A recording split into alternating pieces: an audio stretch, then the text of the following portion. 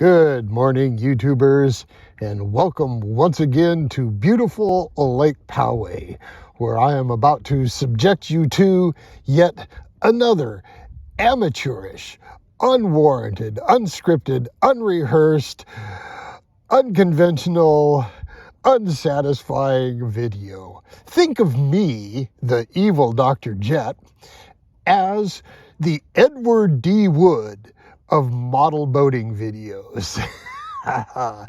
Do a little research and find out who Ed Wood is. In fact, Johnny Depp starred as Ed Wood in the movie Ed Wood. So today I only brought the jet stepper with the outrunner and the rescue rigger. So I'm going to assemble the rescue rigger and we're going to see if my new assembly stuff worked. I used to put this together with rubber bands, and what I did is I shortened the booms to where I could put a piece of silicone tube on either end and still fit it here in the case. And I had to shorten all the little separators here that I use too, the spacers. So my spacers have been shortened as well. So let's put this together and we'll see what happens.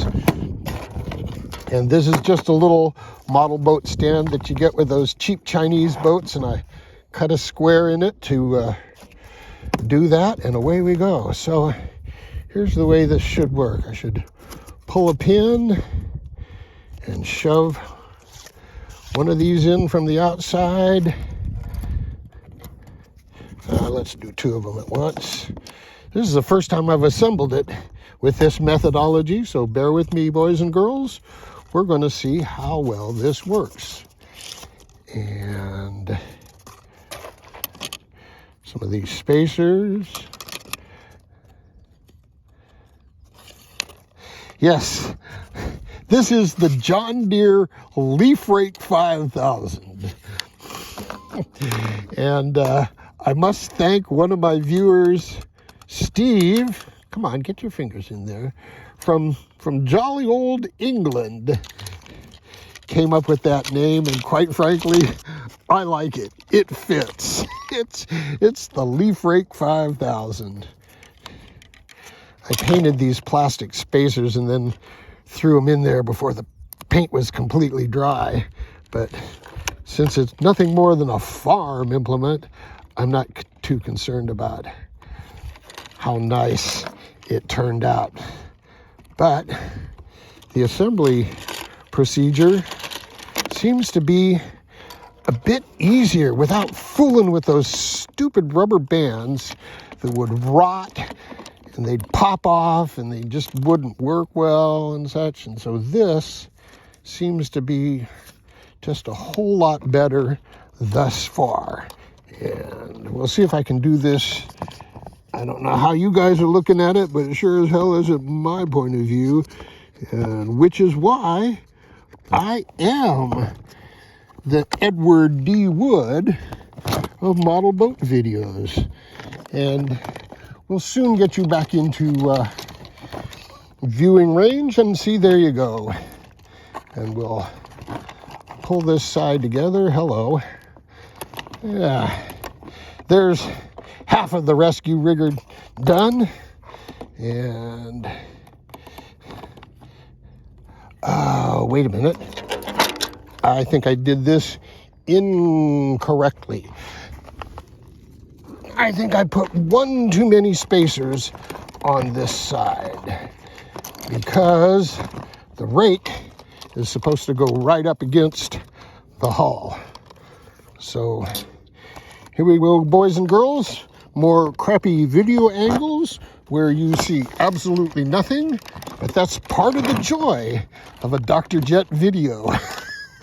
you get to be amused at how amateurish it really is. I mean, let's face it, boys and girls. If I gave you a good video, I'd be like everybody else on YouTube. Nope. You come to Dr. Jet and you get Ed Wood quality. I'm going to stick with that meme for a while because I think it's pretty fitting.